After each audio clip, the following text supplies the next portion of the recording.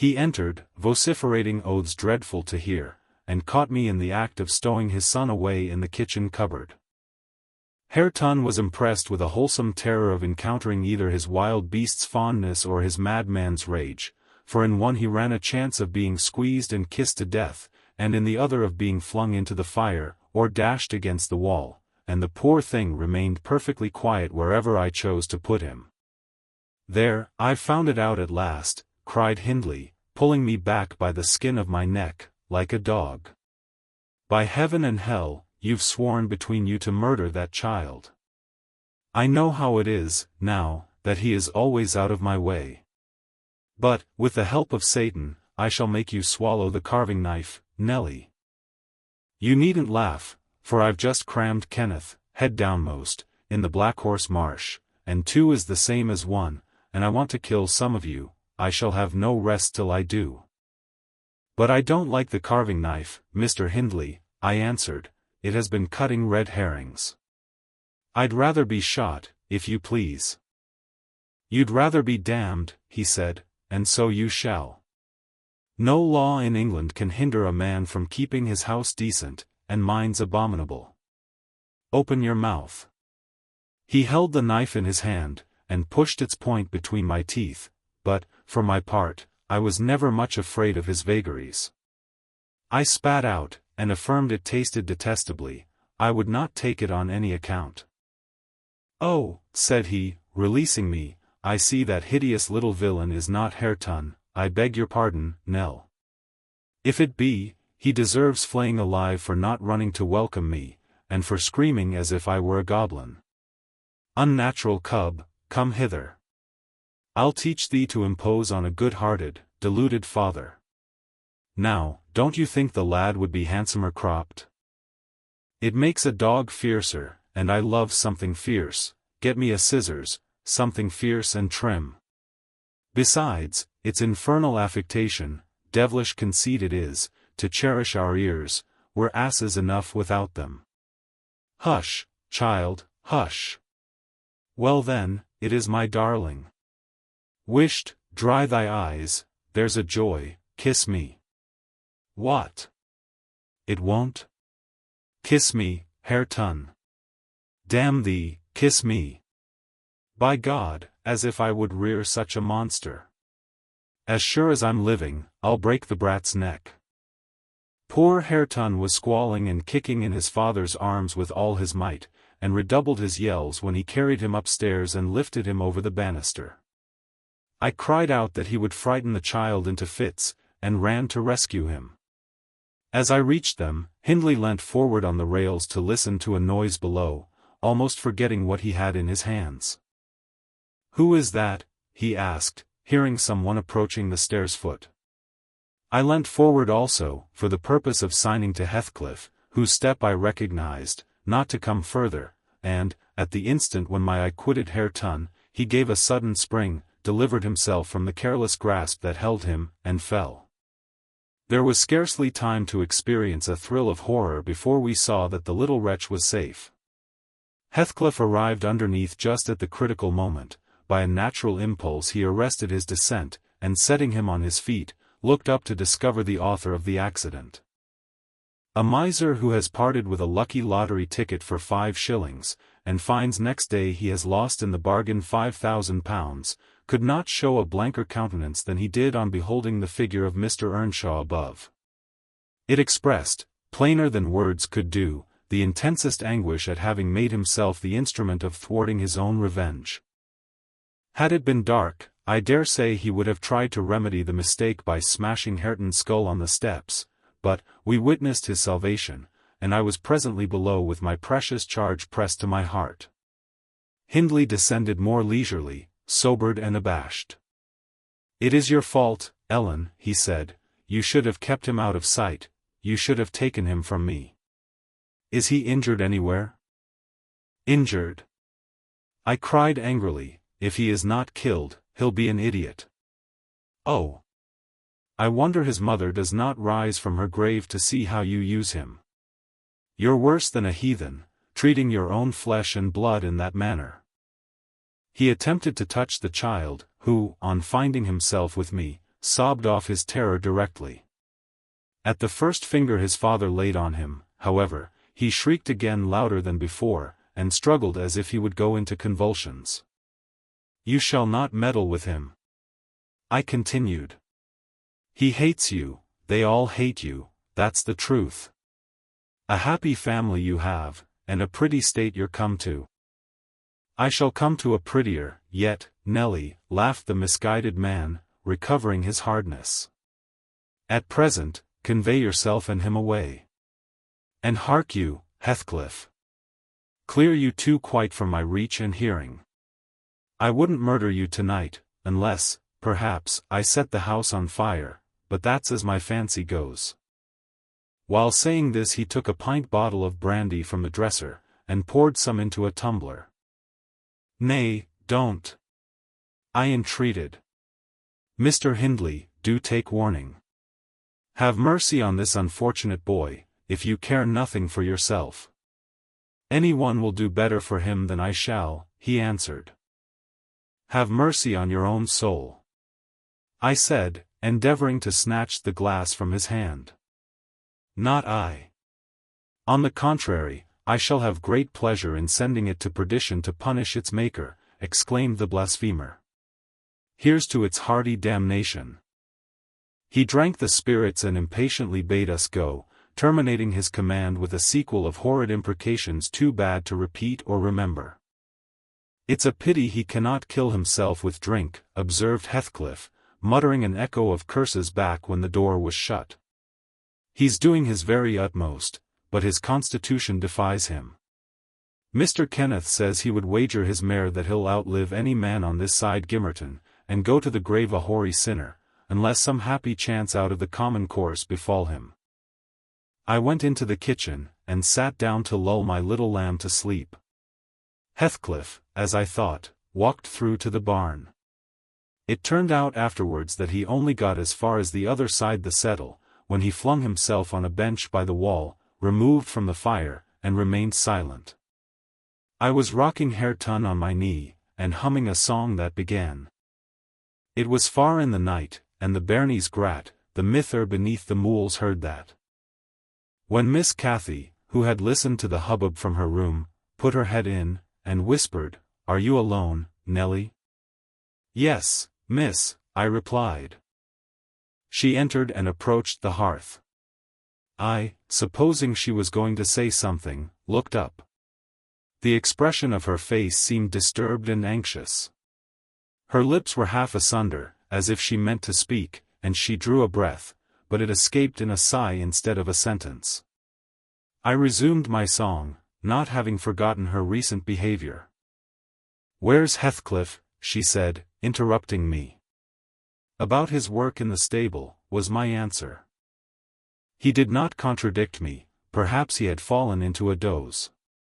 There followed another long pause, during which I perceived a drop or two trickle from Catherine's cheek to the flags. "Is she sorry for her shameful conduct?" I asked myself. "That will be a novelty, but she may come to the point as she will, I shan't help her." No, she felt small trouble regarding any subject, save her own concerns. "Oh, dear," she cried at last. "I'm very unhappy." "A pity," observed I, "you're hard to please, so many friends and so few cares, and can't make yourself content." "Nelly, will you keep a secret from me?" she pursued, kneeling down by me, and lifting her winsome eyes to my face with that sort of look which turns off bad temper, even when one has all the right in the world to indulge it. "Is it worth keeping?" I inquired, less sulkily. "Yes, and it worries me, and I must let it out. I want to know what I should do. Today, Edgar Linton has asked me to marry him, and I've given him an answer. Now, before I tell you whether it was a consent or denial, you tell me which it ought to have been." "Really, Miss Catherine, how can I know?" I replied. "To be sure, considering the exhibition you performed in his presence this afternoon, I might say it would be wise to refuse him. Since he asked you after that, he must either be hopelessly stupid or a venturesome fool." "If you talk so, I won't tell you any more," she returned, peevishly rising to her feet. I accepted him, Nellie. Be quick, and say whether I was wrong. You accepted him. Then what good is it discussing the matter? You have pledged your word, and cannot retract. But say whether I should have done so, do, she exclaimed in an irritated tone, chafing her hands together, and frowning. There are many things to be considered before that question can be answered properly, I said, sententiously. First and foremost, do you love Mr. Edgar? Who can help it? Of course I do, she answered. Then I put her through the following catechism. For a girl of 22 it was not injudicious. Why do you love him, Miss Cathy? Nonsense, I do, that's sufficient. By no means, you must say why. Well, because he is handsome, and pleasant to be with. Bad, was my commentary. And because he is young and cheerful. Bad, still. And because he loves me. Indifferent, coming there. And he will be rich, and I shall like to be the greatest woman of the neighborhood, and I shall be proud of having such a husband. Worst of all. And now, say how you love him. As everybody loves, you're silly, Nellie. Not at all, answer. I love the ground under his feet, and the air over his head, and everything he touches, and every word he says. I love all his looks, and all his actions, and him entirely and altogether. There now. And why? Nay, you are making a jest of it, it is exceedingly ill-natured. It's no jest to me, said the young lady, scowling, and turning her face to the fire. I'm very far from jesting, Miss Catherine, I replied. You love Mr. Edgar because he is handsome, and young, and cheerful, and rich, and loves you. The last, however, goes for nothing. You would love him without that, probably, and with it you wouldn't, unless he possessed the 4 former attractions. No, to be sure not, should only pity him, hate him, perhaps, if he were ugly, and a clown. But there are several other handsome, rich young men in the world, handsomer, possibly, and richer than he is. What should hinder you from loving them? If there be any, they are out of my way. I've seen none like Edgar. You may see some, and he won't always be handsome, and young, and may not always be rich. He is now, and I have only to do with the present. I wish you would speak rationally. Well, that settles it. If you have only to do with the present, marry Mr. Linton. I don't want your permission for that. I shall marry him, and yet you have not told me whether I'm right. Perfectly right, if people be right to marry only for the present. And now, let us hear what you are unhappy about. Your brother will be pleased, the old lady and gentleman will not object, I think. You will escape from a disorderly, comfortless home into a wealthy, respectable one, and you love Edgar, and Edgar loves you. All seems smooth and easy. Where is the obstacle? Here. And here, replied Catherine, striking one hand on her forehead, and the other on her breast, in whichever place the soul lives. In my soul and in my heart, I'm convinced I'm wrong. That's very strange. I cannot make it out.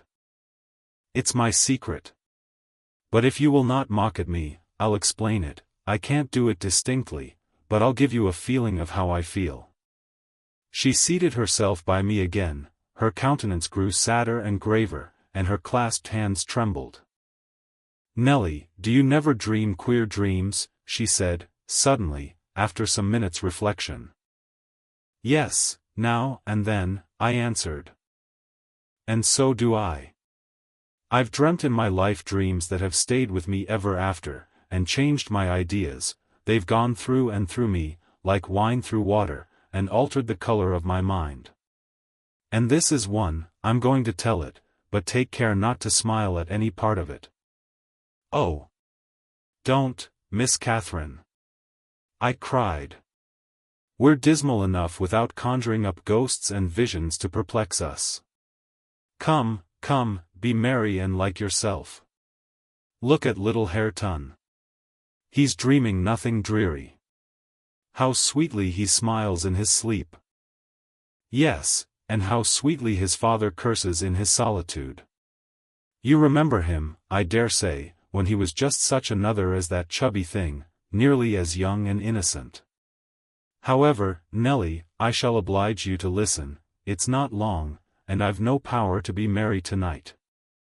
I won't hear it, I won't hear it. I repeated, hastily. I was superstitious about dreams then, and am still, and Catherine had an unusual gloom in her aspect, that made me dread something from which I might shape a prophecy, and foresee a fearful catastrophe. She was vexed, but she did not proceed. Apparently taking up another subject, she recommenced in a short time. If I were in heaven, Nelly, I should be extremely miserable. Because you are not fit to go there, I answered. All sinners would be miserable in heaven. But it is not for that. I dreamt once that I was there. I tell you I won't hearken to your dreams, Miss Catherine. I'll go to bed, I interrupted again. She laughed, and held me down, for I made a motion to leave my chair. This is nothing, cried she, I was only going to say that heaven did not seem to be my home, and I broke my heart with weeping to come back to earth, and the angels were so angry that they flung me out into the middle of the heath on the top of Wuthering Heights, where I woke sobbing for joy. That will do to explain my secret, as well as the other. I've no more business to marry Edgar Linton than I have to be in heaven, and if the wicked man in there had not brought Heathcliff so low, I shouldn't have thought of it. It would degrade me to marry Heathcliff now, so he shall never know how I love him, and that, not because he's handsome, Nelly, but because he's more myself than I am. Whatever our souls are made of, his and mine are the same, and Linton's is as different as a moonbeam from lightning, or frost from fire. Ere this speech ended I became sensible of Heathcliff's presence.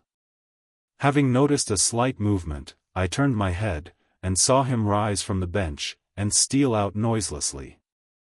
He had listened till he heard Catherine say it would degrade her to marry him, and then he stayed to hear no further. My companion, sitting on the ground, was prevented by the back of the settle from remarking his presence or departure, but I started, and bade her hush.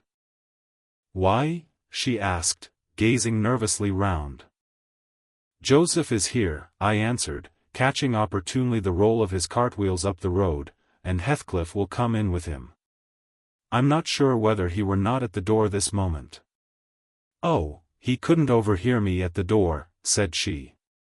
Give me Ch09, while you get the supper, and when it is ready ask me to sup with you. I want to cheat my uncomfortable conscience, and be convinced that Heathcliff has no notion of these things. He has not, has he? He does not know what being in love is.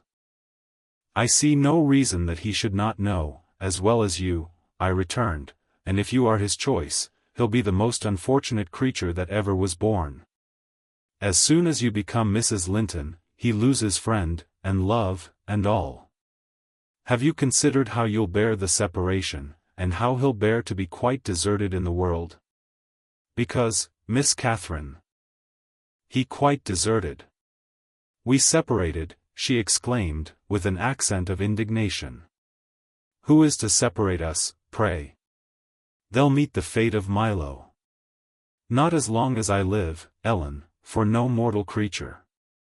Every Linton on the face of the earth might melt into nothing before I could consent to forsake Heathcliff. Oh, that's not what I intend, that's not what I mean. I shouldn't be Mrs. Linton were such a price demanded. He'll be as much to me as he has been all his lifetime. Edgar must shake off his antipathy, and tolerate him, at least. He will, when he learns my true feelings towards him. Nelly, I see now you think me a selfish wretch, but did it never strike you that if Heathcliff and I married, we should be beggars? Whereas, if I marry Linton I can aid Heathcliff to rise, and place him out of my brother's power. With your husband's money, Miss Catherine? I asked. You'll find him not so pliable as you calculate upon, and, though I'm hardly a judge, I think that's the worst motive you've given yet for being the wife of young Linton. It is not, retorted she, it is the best.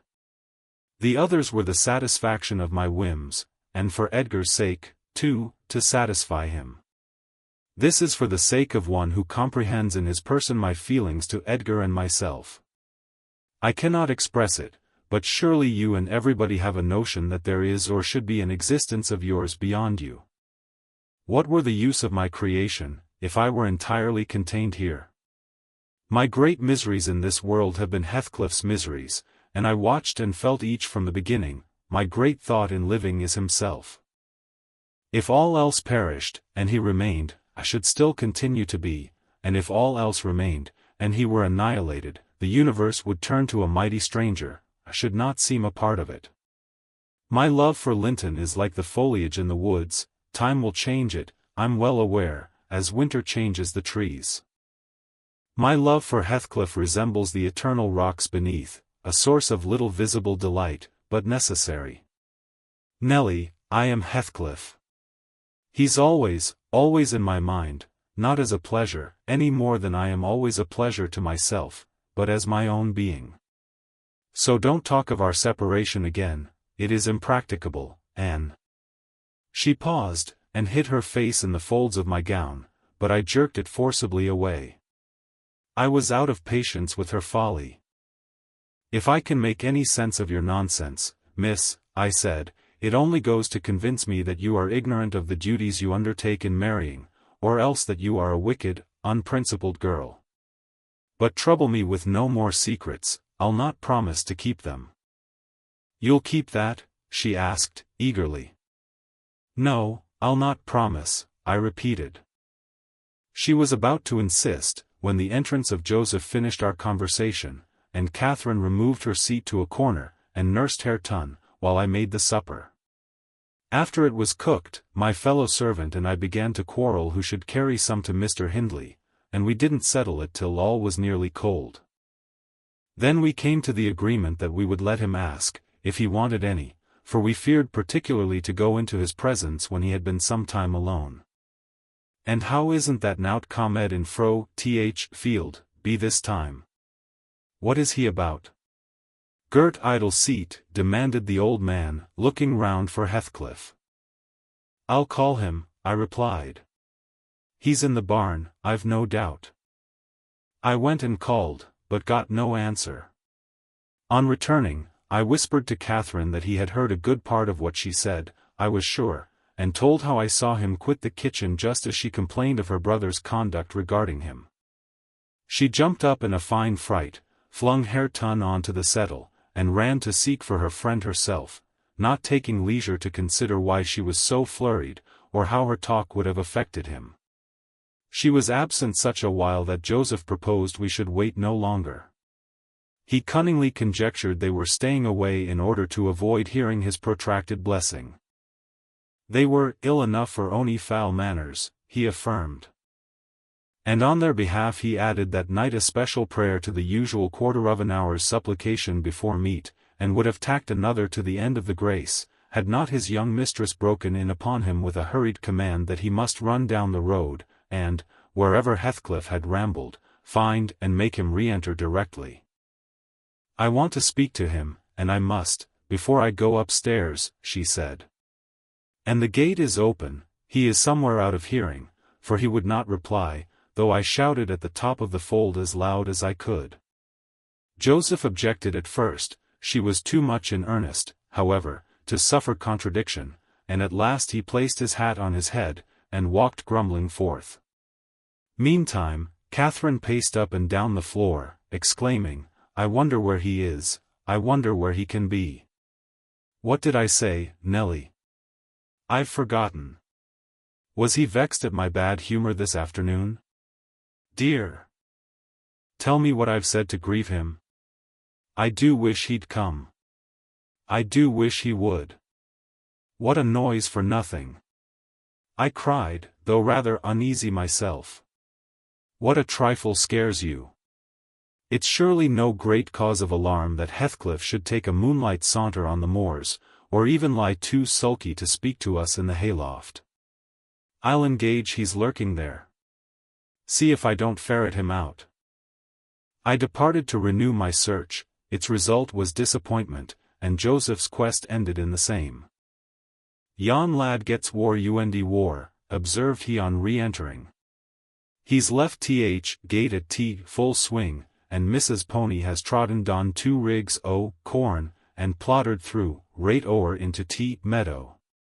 Husum diver, maester, you'll play devil to morn, and he'll do weel. He's patience itzuln why, sich careless, offald craters, patience itzuln he is. But he'll not be so a lose, yas see, all on ye. Ya munent drive him out of his head for nowt." "Have you found Heathcliff, you ass?" interrupted Catherine. "Have you been looking for him, as I ordered?" "I sud more liquor look for horse," he replied. "It ud be to more sense. But I can look for norther horse ner man of a neat loik this, as black as Chimbly. Und Heathcliff's known chap to coom at my whistle, happen he'll be less hard o' hearing why ye."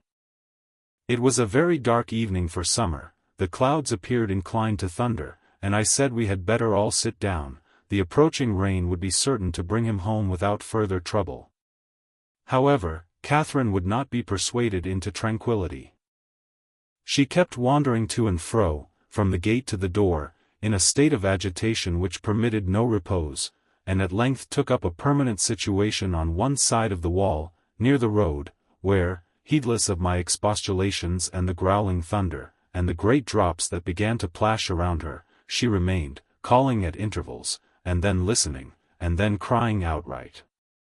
She beat Ch09, or any child, at a good passionate fit of crying. About midnight, while we still sat up, the storm came rattling over the heights in full fury. There was a violent wind, as well as thunder, and either one or the other split a tree off at the corner of the building. A huge bough fell across the roof, and knocked down a portion of the east chimney stack, sending a clatter of stones and soot into the kitchen fire. We thought a bolt had fallen in the middle of us, and Joseph swung on to his knees, beseeching the Lord to remember the patriarchs Noah and Lot, and, as in former times, spare the righteous, though he smote the ungodly. I felt some sentiment that it must be a judgment on us also. The Jonah, in my mind, was Mr. Earnshaw, and I shook the handle of his den that I might ascertain if he were yet living. He replied audibly enough, in a fashion which made my companion vociferate, more clamorously than before, that a wide distinction might be drawn between saints like himself and sinners like his master.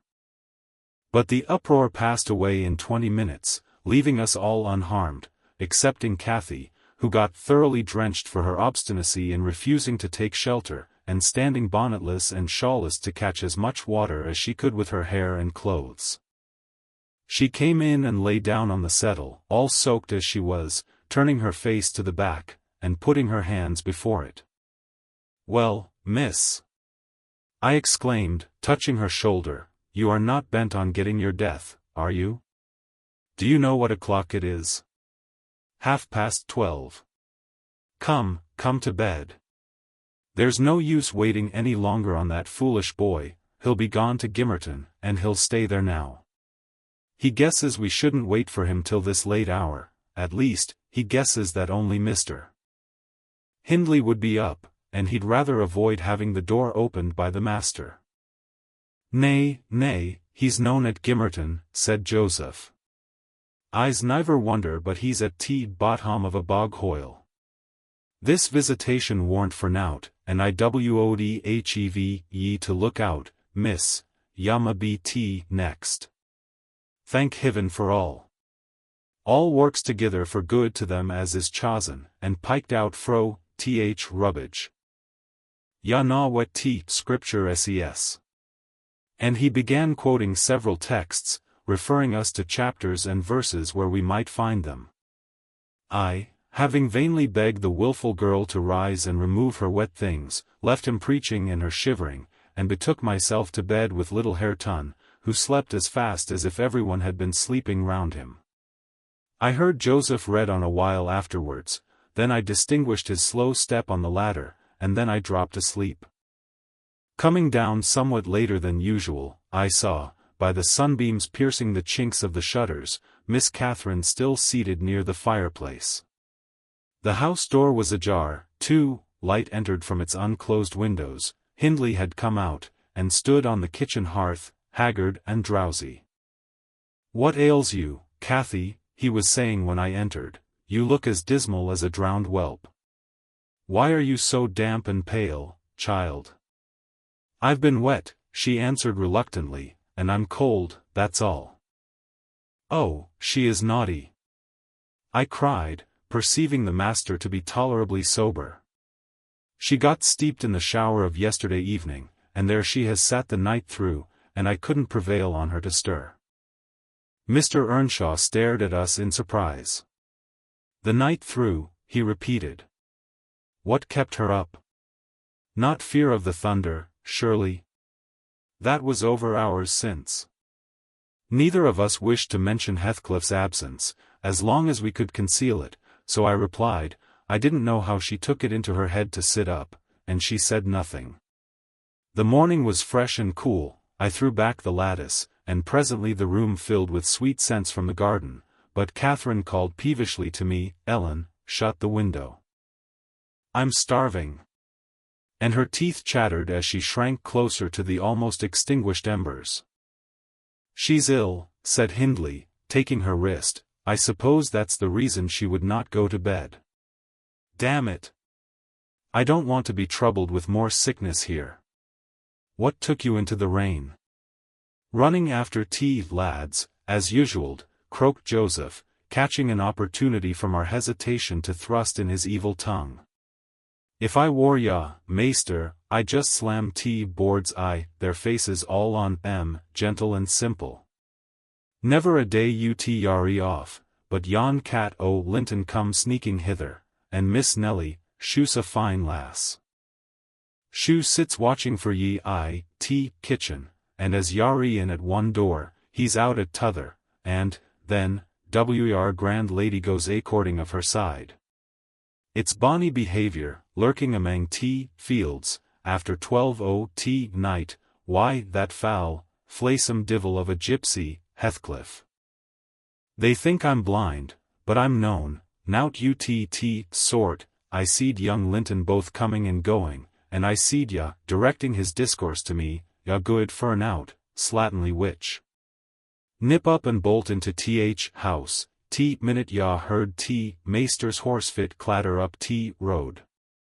"Silence, eavesdropper," cried Catherine, "none of your insolence before me. Edgar Linton came yesterday by chance, Hindley, and it was I who told him to be off, because I knew you would not like to have met him as you were." "You lie, Cathy, no doubt," answered her brother, "and you are a confounded simpleton. But never mind Linton at present. Tell me, were you not with Heathcliff last night? Speak the truth, now. You need not be afraid of harming him, though I hate him as much as ever. He did me a good turn a short time since that will make my conscience tender of breaking his neck. To prevent it, I shall send him about his business this very morning, and after he's gone, I'd advise you all to look sharp. I shall only have the more humour for you." "I never saw Heathcliff last night," answered Catherine, beginning to sob bitterly, "and if you do turn him out of doors, I'll go with him. But, perhaps, you'll never have an opportunity, perhaps, he's gone." Here she burst into uncontrollable grief, and the remainder of her words were inarticulate. Hindley lavished on her a torrent of scornful abuse, and bade her get to her room immediately, or she shouldn't cry for nothing. I obliged her to obey, and I shall never forget what a scene she acted when we reached her chamber. It terrified me. I thought she was going mad, and I begged Joseph to run for the doctor. It proved the commencement of delirium. Mr. Kenneth, as soon as he saw her, pronounced her dangerously ill. She had a fever.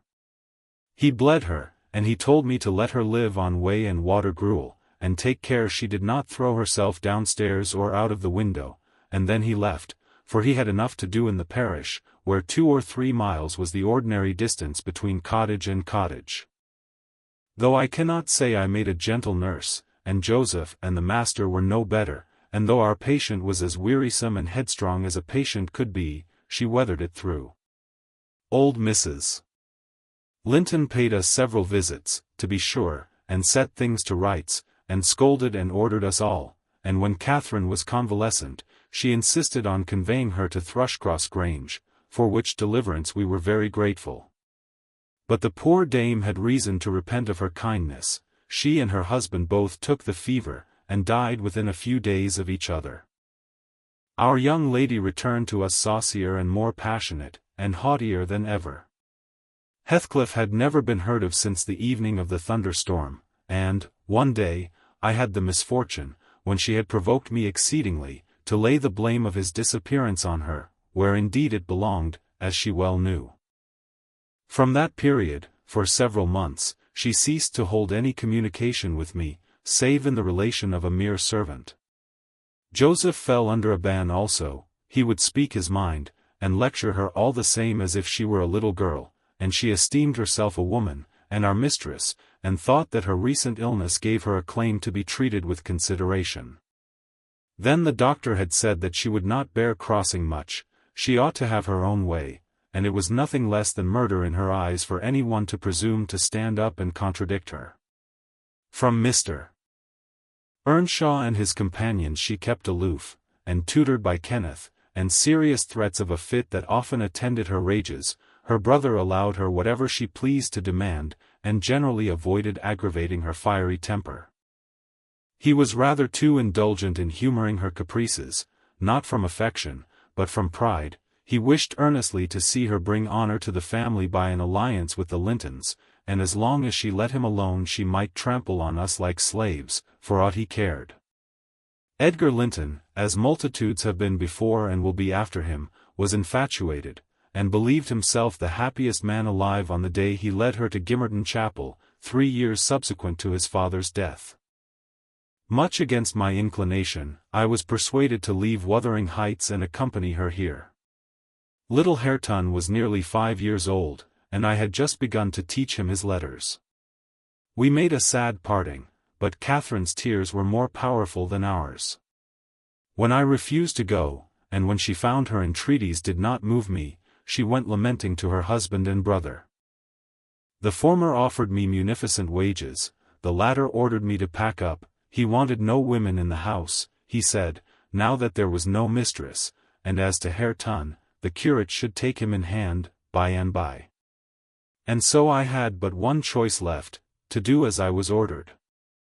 I told the master he got rid of all decent people only to run to ruin a little faster. I kissed Hareton, said goodbye, and since then he has been a stranger, and it's very queer to think it, but I've no doubt he has completely forgotten all about Ellen Dean, and that he was ever more than all the world to her and she to him.